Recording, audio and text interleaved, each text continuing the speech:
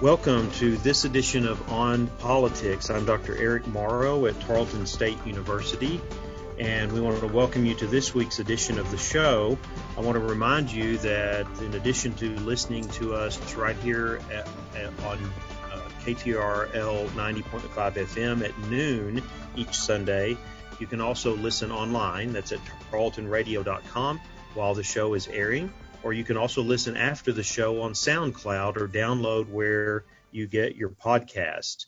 We also have a Facebook page, and we post interesting articles, related links, as well as the SoundCloud recording each week. So visit our Facebook page at On Politics with Eric Morrow. So this week we had some interesting developments in the presidential race, and that was the pick of a vice presidential nominee for the Democratic Party and the Biden campaign. This was announced earlier in the week, and of course a couple of media events followed. And of course everyone knows by now that the pick was California Senator Kamala Harris. And so since this is very timely, and since this is a presidential election year, this is very, very significant in terms of what is happening in politics and in government in America. We wanted to give this some attention this week. So I have been looking for a reason to invite Dr. Malcolm Cross on, and I was saving it because I knew we were in a presidential election cycle, so I know we're going to probably invite you on again as we get closer to the election. But Dr. Malcolm Cross is a professor of political science at Tarleton University and has been at Tarleton for a number of years, or we could say quite a few years. But in that time and in his professional work and scholarly activity, he has focused an extensive amount of his work on the executive, certainly on government in America and teaching the courses that he does. But I've listened to some of the presentations he's done at campus events and other forums, the things that he writes. He has several, I believe, weekly columns that are put out on different facets and issues related to politics, and some of those deal directly with the presidency and some of the issues and challenges going on. So I thought Dr. Cross would be an excellent guest today to be able to provide some analysis of both the significance of a vice presidential pick, why is there so much attention given to this, but in choosing Kamala Harris, what does that bring to the Biden campaign or to the dynamics of this race, or what challenges might it bring as well? So welcome, Dr. Cross. It's good to have you with us today. Good to be here.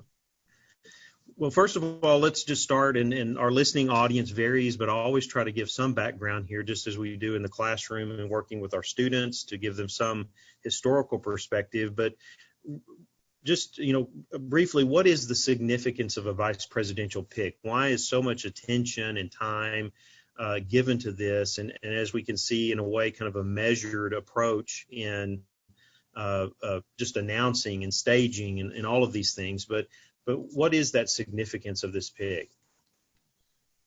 Well, the main significance of a vice presidential pick is that if the presidential candidate chooses wisely, he's able to expand his own acceptability, his own popularity, because normally what he tries to do is to select a vice presidential nominee who may come from a different part of the country or who may come from a different philosophical wing of the party, or who may supply some other strength that the presidential candidate normally lacks. And in this particular case, a major problem that Hillary Clinton had in 2016 and that Joe Biden could conceivably have this year would be a lack of enthusiasm for a Democratic ticket amongst African Americans. It's interesting to note, I think, that in both 2008 and 2012, African Americans were abnormally enthusiastic. They turned out in greater numbers to vote than is normally the case. Roughly 2/3 of all eligible African American voters voted in the 2008 and 2012 elections, no doubt inspired to vote for the first African American president, Barack Obama. In 2016, African American support for Hillary Clinton dropped off. African Americans did not shift their support to Donald Trump in any significant numbers, but African American turnout declined from roughly 66% in 2012 to under 60% in 2016. And this could have made a difference. African American turnout was down in the 3 states on which the 2016 election really hinged, namely Wisconsin, Michigan, and Pennsylvania. And some analysts believe that had African Americans gone to the polls in these 3 states in 2016 in the same numbers that they did in 2012, Hillary Clinton could have carried these states and therefore could have won the presidency. So what Joe Biden seems to be wanting to do is to generate more support amongst the African American community for his candidacy by selecting a woman of color, an African American woman, to be his running mate. So in looking at that, and so we see the strategy that goes into this particular pick, there was a wide field of possibilities. Biden had come out himself and said that the pick would be a woman. There was a lot of speculation that it would be a woman that in some way could connect with African Americans and with that African American vote. Here you have someone that has both Jamaican and Indian ancestry, so there's that South Asian connection as well. Whether that how that affects the vote in certain areas that can be considered swing states and so on will yet to be determined. But why Harris? There were a number of other top contenders in looking at this: Val Demings, Tammy Duckworth, Susan Rice. I mean, there were several that even Elizabeth Warren, I think, was in that mix as well. I think part of the question here would be, okay, yes, someone who could connect with that voting bloc, but what do you see that Harris brings to this ticket based on her political experience, and are there some possible challenges or weaknesses there that may be highlighted as we move forward in this election process? Well, I think of all the candidates whom Biden apparently was considering, Harris had one of the strongest, if not the strongest, record of experience in government already. She was the Attorney General of the largest state of the Union before being elected to the U.S. Senate from California. And I think it's significant for this reason. The first 2 major ticket candidates for vice president, Geraldine Ferraro in 1984 and Sarah Palin in 2008, were both widely criticized for their relative lack of experience. Geraldine Ferraro had been an obscure 3-term congresswoman from New York City, and Sarah Palin had served less than 2 years as the governor of one of the smallest states in the Union. And both were vulnerable to attacks that they simply lacked the experience to be credible presidents, if in point of fact they were called on someday to be president. In contrast, Senator Harris does have a lengthy record of executive as well as legislative experience. And this, I think, made her stand out from the other candidates who were being considered. So as far as strengths and weaknesses are concerned, anyone who's in government for a long period of time is going to exhibit a number of strengths, but also a number of weaknesses as well. And I think that from some quarters, Senator Harris could be vulnerable, at least amongst Bernie Sanders supporters, for being a fairly tough law and order prosecutor when she was the district attorney for San Francisco and then the Attorney General of California. She has been widely criticized by liberals and libertarians for her record, especially in San Francisco. She seemed to prosecute with excessive zeal parents whose who were not sending their children to school frequently enough. And her critics have said, well, the parents couldn't afford to do so. And prosecuting them, fining them, imprisoning them was adding insult to injury. Another major criticism that was leveled at Harris is that prosecutors under her supervision failed to tell defense attorneys in various drug-related cases that there was evidence that maybe some of the drug-related testimony being supplied by a laboratory technician was tainted, that the technician had a variety of professional problems, and that under California law, if a prosecutor knows that there are doubts about the validity of testimony being offered by a witness, he has to share those doubts with the defense. And this is something that prosecutors under Prosecutor Harris refused to do. When this was finally discovered, 600 drug cases based on the testimony of this lab technician for whom Harris's prosecutors were covering up were tossed out of court. On the other hand, so, from a libertarian point of view, too zealous, not sufficiently protective of civil liberties for criminal defendants. On the other hand, she has one of the most liberal voting records of a United States senator, and this could make her vulnerable to attacks from people who might be undecided, who might be repelled by what they would consider to be excessive liberalism. One of the points that became apparent in the primaries is that the public generally liked ideas like Medicare for all, the Green New Deal, and so forth, until they learned the price tag. And once they learned the price tag for these, then support for Senator Harris and other left-leaning candidates began to drop like a rock, making it easier for Joe Biden, comparatively moderate, to win the nomination. So she could be attacked on these issues. She could be attacked from both the left and from the right. Whether or not these attacks will cancel each other out, who knows? Right. Yes. And I think it's important to point out that not that here we're favoring or against a particular candidate is the focus of this, and really the focus of the show is to try to analyze how this plays out in the political sphere. And one of the things that we'll see, and most people should recognize this, is that it's important to kind of look at these issues because they are going to be the points that are going to be highlighted in a number of different forums. And one of those that, just kind of going back to what you said about executive experience, so there's been a lot of discussion about Biden, about his age. He would be the oldest elected. I believe that's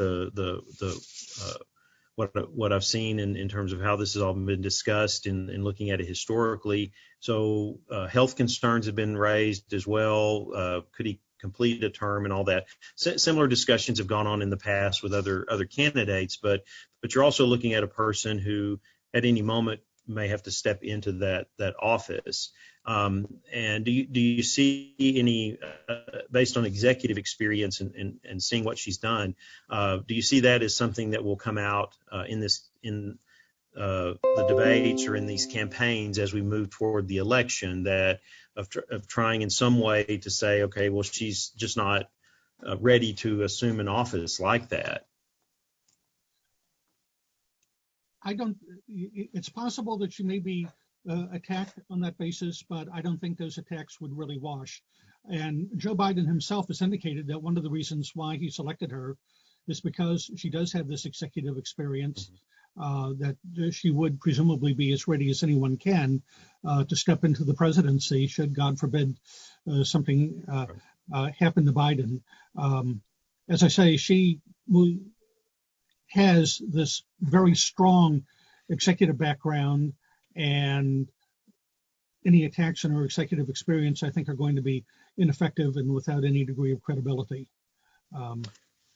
Well, another facet of that was to look back at her campaign, and you talked a little bit about it in some of the issues that she focused on, and so on. But her campaign for the presidency fell apart rather early on, and uh, we've seen that in the past. I mean, if we look back at 2008, with Biden was running for president as well, he didn't even get off the ground really. And yet ended up being the vice presidential selection. So it doesn't necessarily correlate that a presidential aspirations. It's a different environment when you're appealing to the party and you're running in the primary than when you move into the general election. I've looked at this, and to me, it seems like that some of these other strengths that you pointed out, executive experience or connection with the African American voting bloc across the country.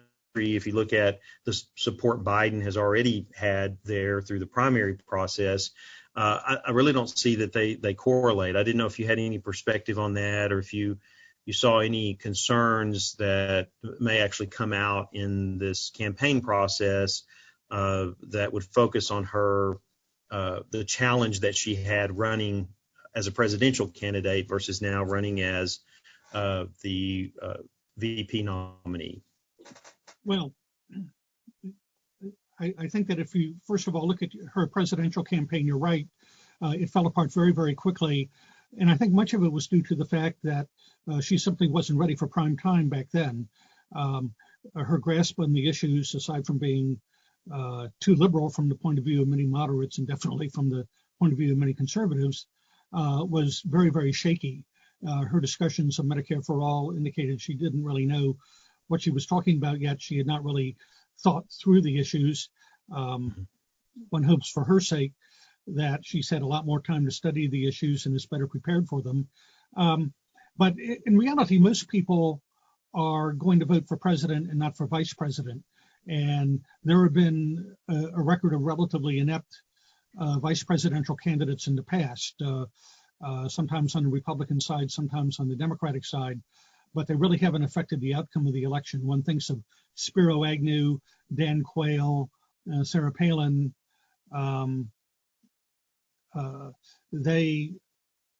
Their presence on the ticket certainly did not prevent the election of their presidential running mates. I think that what probably outweighs everything else is the fact that she is a person of color. The fact that she's a woman probably isn't relevant.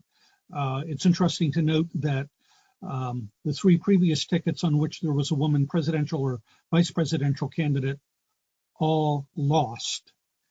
On the other hand, the two tickets on which there was a person of color won.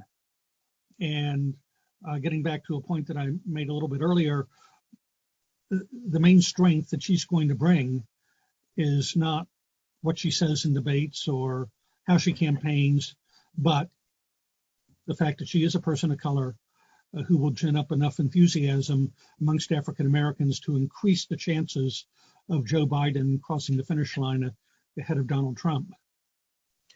So speaking to that issue and kind of looking ahead too, because she seems to be one with her experience that would be like a Joe Biden as vice president, or a George H.W. Bush, or a Dick Cheney even. He was a little bit outside the mold of I think of some vice presidents, or at least in more recent times, but that would be in very engaged in an administration. But you talked about the struggle she had with policy and especially in her presidential campaign. And I don't know that this even matters when we start looking at the debates in terms of the way the formats line up. We look at the Trump Pence ticket and campaign, and if you look at the debates, I mean, Trump doesn't dive deep in policy.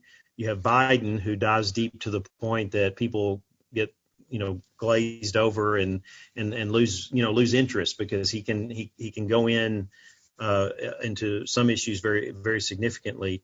How do you see this lining up? And that, I know as kind of political scientists, as people who look at this, the debates they don't, in terms of substance, they don't often mean much, but in terms of impact on public opinion and undecided voters, they mean a lot. And so when you look at the two sides here, the two campaigns and those dynamics, where do you see some of the things that might be influential on moving those undecided votes there at the last minute? Well, I think that debates represent, the triumph of style over substance. Unless a candidate says something extraordinarily stupid, like Jerry Ford liberating Eastern Europe, nobody's going to really care about the substance one way or the other. They'll care about the style. Normally, if you look at the debate performances in the past, the candidates who do the best are those who can not only convey the impression that they know what they're talking about, but who tend to be relaxed, friendly, courteous, and so forth. This is why Mike Pence is considered to have been the winner of his debate with Hillary Clinton's running mate, Tim Kaine, in 2016. Kaine, in many respects, was a very gracious man, but he, for reasons known best to himself, chose to behave in an extraordinarily rude manner, constantly interrupting Pence, not allowing him to complete a sentence, and that may have hurt. It certainly didn't help.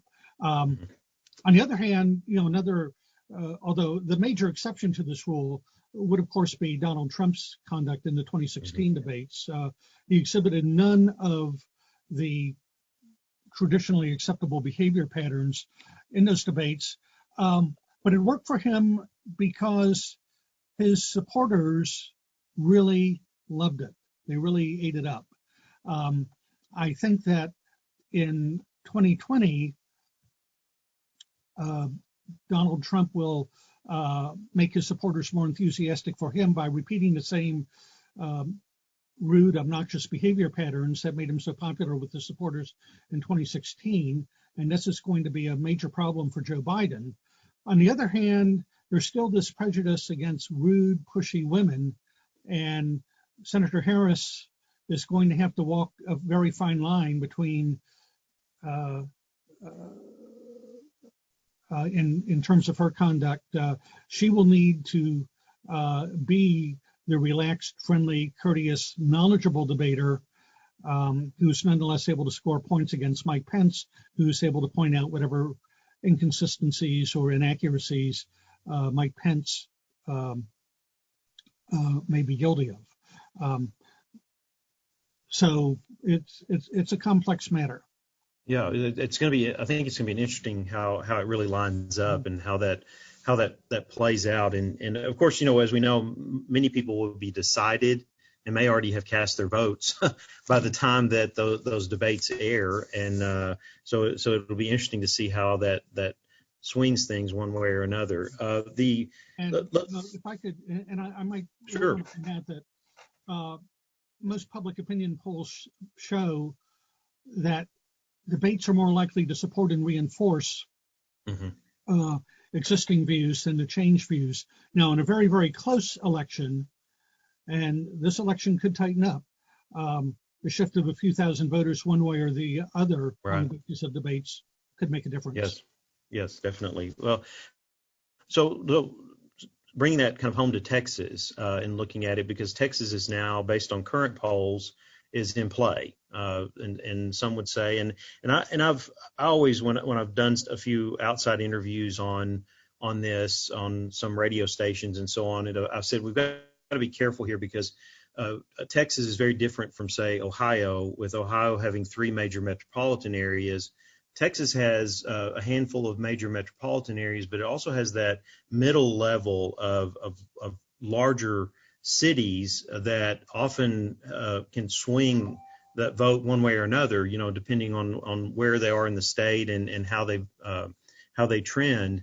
But this has tightened up, certainly in Texas, to bring it into play. How do you see a Biden-Harris ticket kind of playing in Texas, as now, everyone's going to be looking at these polls over the next few weeks to see how this VP selection influences voting in swing states. Do you see that has any really impact here, or does it strengthen Biden's campaign with the possibility? Because we know if Texas goes blue with the majority vote, then it's a done deal. I mean, it's the three big mega states, and it's over. But that's so, and everybody's looking at that. We know that there's a lot more complexity to that as well. But I just wonder if you had any thoughts on how this plays out in Texas. I think in Texas, as in elsewhere, the selection of Harris is going to somewhat will probably strengthen the Democratic ticket. Now, I think Republicans should be very, very concerned about Texas. Some public opinion polls have shown it's a toss-up. Other polls have shown that Biden has opened a small lead in Texas, maybe 5 or 6%. And you're absolutely right that if Texas goes Democratic, that's the ball game. The last Republican president to win Texas, or to win the last Republican to win the presidency without winning Texas, was Richard Nixon in 1968. Before that, you got to go back to 1924 to find a president who could win the White House, or a Republican president who could win the White House while losing Texas.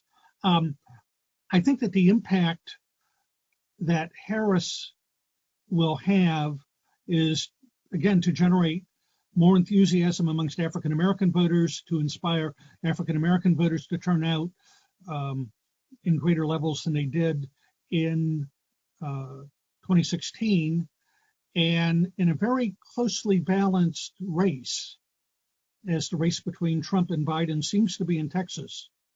That could make a difference. Harris will not hurt the Democratic ticket. She could conceivably help it decisively if Trump and Biden are otherwise very easily balanced.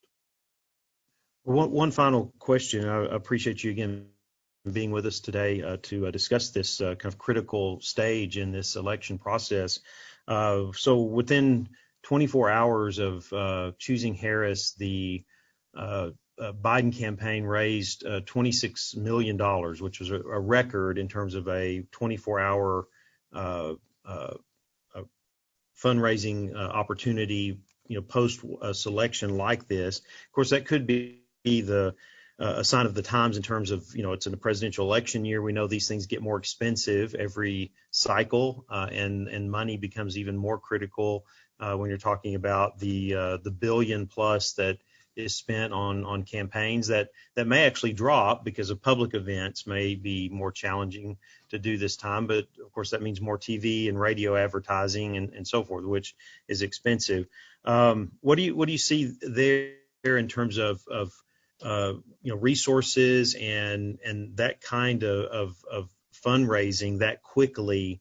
Does that tell us really anything about the direction this is going, or the strength of the resources they will have to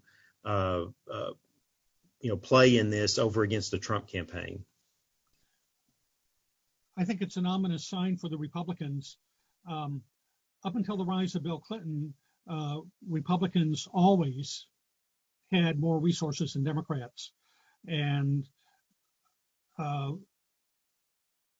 the Democrats owe a great debt to Bill Clinton for his work in tooling up the Democratic money-raising machine and allowing the Democrats to compete on an equal basis with the Republicans.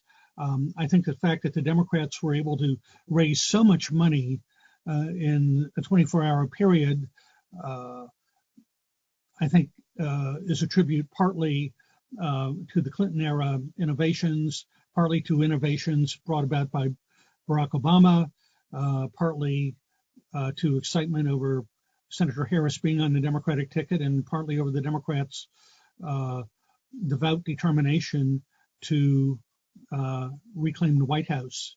One thing that should never be underestimated, and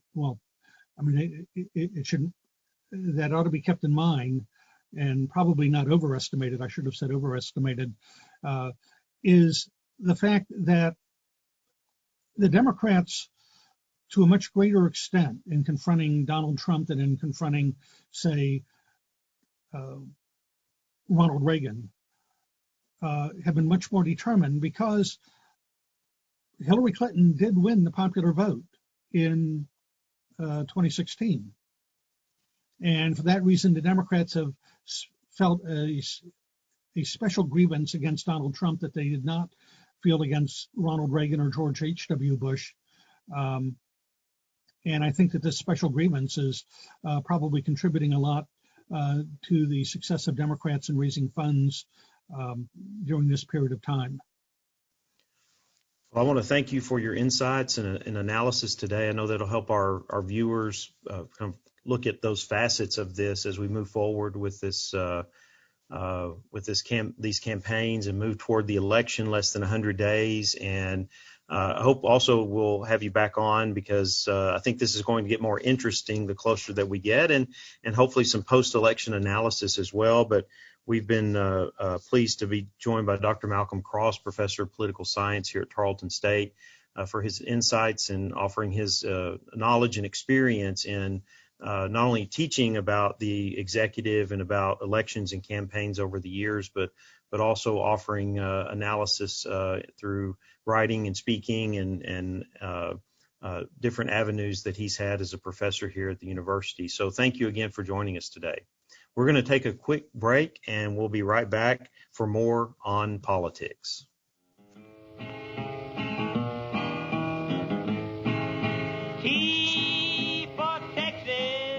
T for Texas is a Texas-based history podcast from historian Dr. T. Lindsay Baker. Find a new episode every Thursday morning wherever you get your podcasts.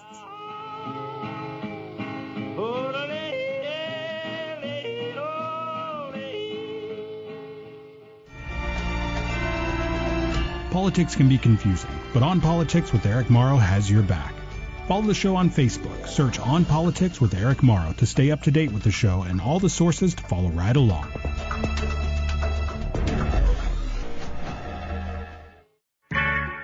Looking for a fun, casual podcast? Well, listen to Cruising the Planet. Conversations between a rotating crew of broke college students just trying to get through the semester. Listen in live every Wednesday at 6:30 p.m. Central on the Tarleton Radio YouTube channel, or listen to the episode afterwards wherever you get your podcasts. Just search Cruising the Planet. Welcome back to On Politics. I'm Dr. Eric Morrow, and we want to thank again Dr. Malcolm Cross, Professor of Political Science here at Tarleton State, for joining us for the first half of the program. And if you were not able to hear that and you're just joining us, our focus was on the Kamala Harris pick as VP nominee for the Biden campaign. And you can listen to that on SoundCloud following the show. That's On Politics with Eric Morrow, or you can download where you get your podcast. So I would encourage you to do that. Dr. Cross provided some really engaging insights into this selection of Kamala Harris and how that may influence or impact both the campaign as well as the upcoming presidential election.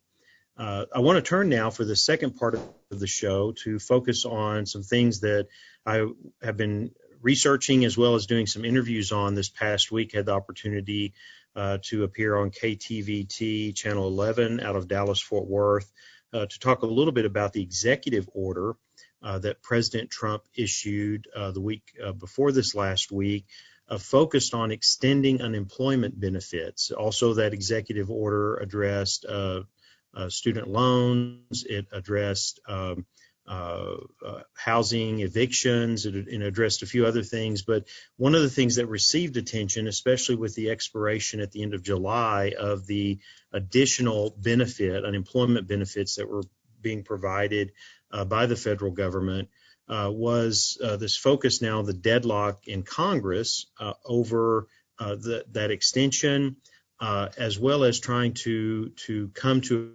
agreement on different types of relief to combat the impact of the COVID-19 pandemic.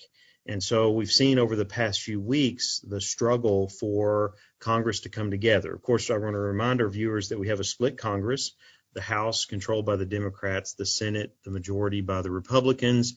And so anytime you have divided Congress like this, and of course you're looking at major legislation and major appropriations, this becomes a challenge to get things passed, get things through, to find consensus and agreement. So I want to focus on a couple of aspects of this just to give people insight. I mean, one of these, and when we look at this from a distance, when we look at this through the media and through what we listen to and watch or what we read, many people respond, well, that's business as usual. Congress is deadlocked. They can't get something done. And here the president is trying to do something to counter that or to push them to do it, to find some resolution to this. And so the challenges are that it's a little bit more complex than that. Yes, our government and our legislative process is set up to be contentious, as we've talked about on this show before, to go through a number of phases and gates and approvals in order for things to be passed, especially of this magnitude. But one of the things that we've seen is the challenges of not only a divided Congress, but of the way that this is being handled in the Senate. And one of the things that I've been looking at, and I've looked to other analysts on this as well, is that you really have a challenge here with leaders in both the House and the Senate trying to push this off and the blame off of not getting anything done on each other. And it's happening on both sides. Republicans are doing it. Democrats are doing it. It seems that the leadership in both bodies, that their focus here is not on trying to work to consensus, which often involves trade-offs. It involves not getting everything you want. It involves maybe more incremental approach where you're doing things on a smaller scale. It involves and has in Congress in the past amendments that have nothing to do with the legislation itself, but those trade-offs are being made in order to get people on board to get enough consensus. And so we're not seeing that. We're not seeing the attempts at consensus. We're seeing attempts at holding the line and then blaming others on not getting anything done. Now, that is politics. I mean, that's part of politics. That's part of the outward-facing view that politicians want their constituents to have. Hey, I'm working for you. I'm working for what you want. I'm not going to compromise. And if it doesn't work out, this is whose fault it is. We have to understand that in terms of politics. And part of it in this dynamic is we're coming up to an election. That election is going to have a significant impact on the makeup of government. And so that is part of it as well. Part of it is we're in a crisis here in which people in government and in policy they're becoming very weary of the challenges with this. There's a lot of certainly debate over what are the best steps going forward. And so you see this complexity just adds to this challenge of getting anything done. So here you have the president who comes along and is trying to push on this process by using the power of executive orders in order to address some of the things that actually Congress should be doing. So one of the ones that he put forward in the executive order was to extend unemployment or add an additional benefit over unemployment insurance of $400. It had been $600 a week, now $400 a week. $300 of that would be paid by the federal government. The other $100 would be put on the states. And as soon as this came out, it created a tremendous amount of controversy. Does he have the authority to do that? Is this constitutional in terms of executive power? He's taking away something that Congress should do and should address. And so it's interesting to look at the presidential memoranda regarding this in the executive order to look into how this is being done, because it's not just, the president's authorizing a bump in additional unemployment benefits. He doesn't have the authority to do that. He does have the authority to transfer appropriations under certain rules and regulations. And I'm not going to take a deep dive into all of that. That's what the administration attorneys and congressional attorneys. That's what they do, is they monitor all this, they look at it, they know the ins and outs. But what he's basically had proposed to do, because the coronavirus pandemic was declared a national disaster, he proposed to take approximately $46 billion out of disaster relief funds, which had 80 plus billion, leave some in there for hurricane season and for other things that may happen in which disaster resources would be needed, but to shift that over and use that as a benefit for however many weeks that it would last for people who were on unemployment. So immediately questions came up about the constitutionality of that. Can he actually do this? Can he appropriate something? The questions came up about the process, because can these funds be pushed into the unemployment insurance funding? And most looked at that and said, well, no, because that's not really what they were appropriated for. So you have to create a new mechanism by which to distribute those funds. That could take weeks, if not months, for states to do that.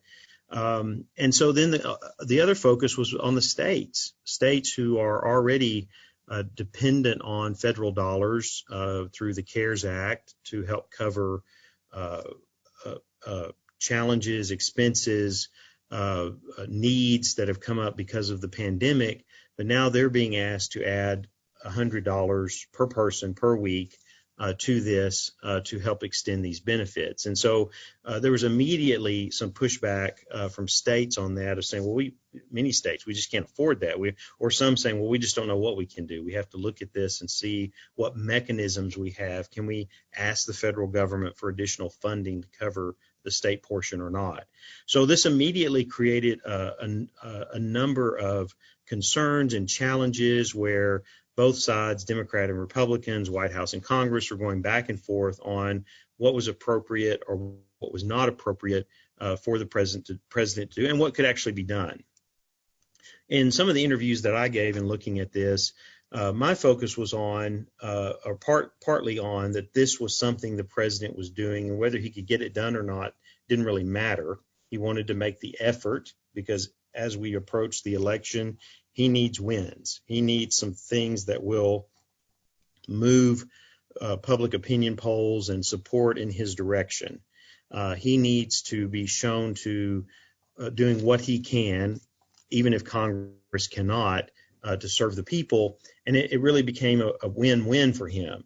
Even if he could not follow through with this, if he could force Congress back together to come to a solution, if he could sway public opinion on this issue to the point where that pressure was being put on Congress to do this. And we may see this increase even more as this goes along, because the Senate is out, and the Mitch McConnell, the Senate majority leader, has said that they would not come back into session until after Labor Day, except to vote on some type of coronavirus relief funding. So we may still see that happen. Part of it now is people have gone back to their constituents, they've gone back to their states for the senators, and they're going to be hearing from people, and they're going to be examining needs. They're going to be talking to their state leadership, and the pressure may ramp up the further we go without these additional benefits being in place. Some will argue during that time, do we actually need them? If more jobs are being created, less unemployment, it's not increasing as rapidly, and other economic indicators are there to show that, hey, this is getting back on track. I still think that there's going to have to be some kind of relief in different areas, because state governments are already getting hit very hard in terms of their revenue. We see that right here in Texas, where we're looking at significant cuts in this fiscal cycle going into the next. And then, of course, our budget process starts up again in January for the next biennium. And what will the revenue picture be then? The other one is elections. There's been a debate. This is a contentious point between Democrats and Republicans in Congress over more election security, more funding to make sure that elections are conducted in the way that they need to be during this pandemic. I mean, there's just all kinds of facets of this that are challenging. But back to President Trump. So my case was that, again, he is trying to force Congress's hand. He's trying to say, well, look, if you're not going to do something, I'll do something. This really goes back, if you think back to the President Obama, who had a Democratic Congress to start his administration, and then 2 years in, it was a divided Congress for the rest. How difficult it became. And he said, I'm going to use the pen and the phone, the powers of the presidency, to be able to accomplish some things. And here we see that, I think, for Trump as well. He's trying to, through whatever mechanism he can, to, one, offer that to people to say, look, I'm working on your behalf. Two, to force Congress to do something, again, would be a win for him, because he could tout that and say, well, look, this wouldn't have moved as quickly and come to a resolution if I had not stepped forward and attempted to use executive authority to address this issue. So I think in looking at this and trying to understand it, and especially in a challenging time when we know there are many people out there that are dependent on these resources to get through this time period where they may be between jobs and they may be they've lost their job because of this pandemic. They're trying to find something else and they need that assistance. That this becomes very political, very challenging, very difficult because it doesn't get resolved easily, and we may not see a resolution on it for weeks to come. Until either Congress decides to do something or this is figured out how this executive order can be put in place. So I wanted to give some attention to that today because I think it's a critical issue that gives us insight in terms of the challenges and the complexity of these issues at the federal level right now and trying to deal with this. I'll wrap this up by going back to an argument I made several weeks ago regarding the Trump presidency being a victim of federalism. And here again, I think this issue highlights that. It highlights it in that this executive order was pushed out really without consultation with the states. And I think that created some of the controversy around it and created some of the challenges in actually being able to do something. And so my argument a few weeks ago was that in dealing with the pandemic, that the Trump administration and his advisors are not well versed in understanding federalism and understanding the way that our country is set up and the authority, the spheres of authority, some of it shared between states and the federal government. Because I think if that approach early on had been a much more collaborative effort with both specific states and states as a whole. I gave the image of President Trump standing up with governors around him where there's consensus and support and there's collaboration, even if there's not always agreement, that would have served the Trump presidency much, much better.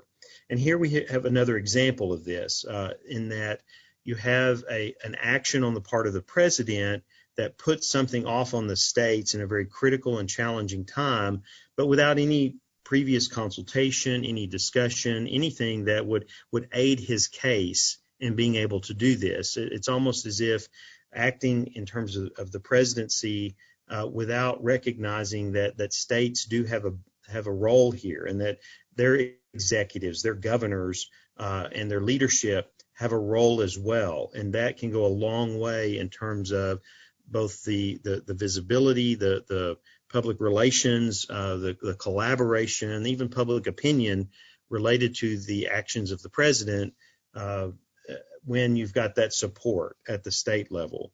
And so we should be looking for more things like it. It'll be interesting to see if this changes significantly, and I'll highlight it if it does.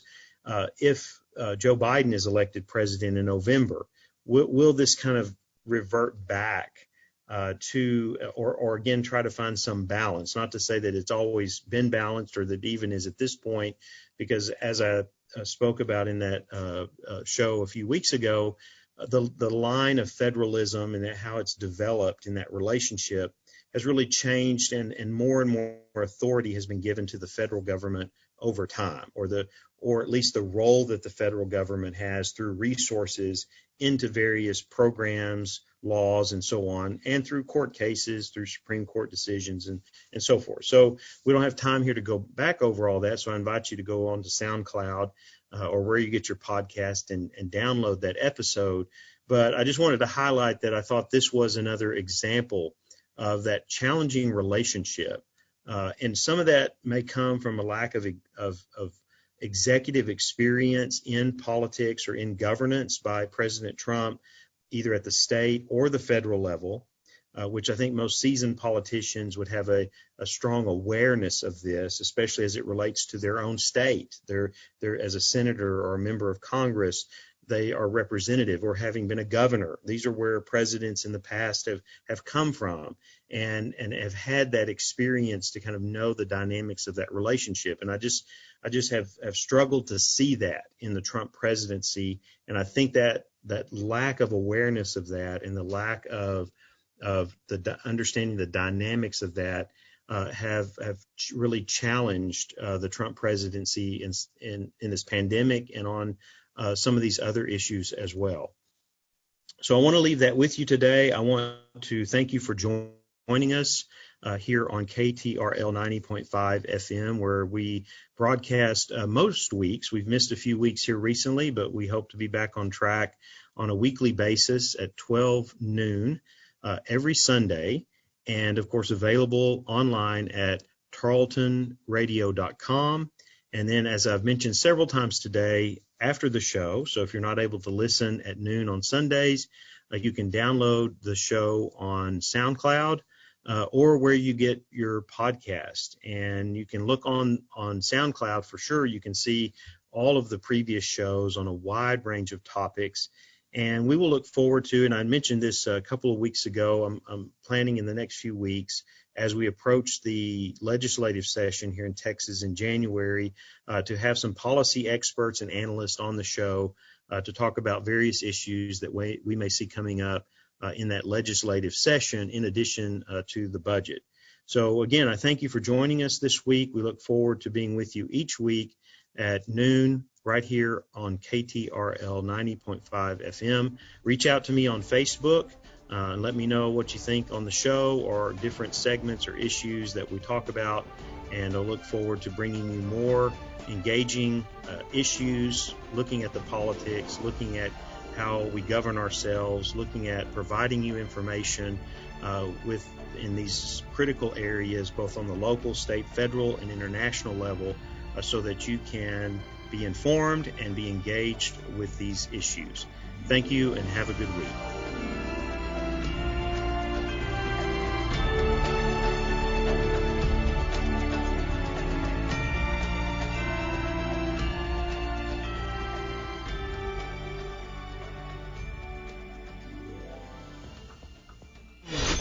This has been a Tarleton Radio Network podcast with production from A.J. Heyer and Taylor Welch. Find more great shows by searching Tarleton Radio Network wherever you get your podcasts.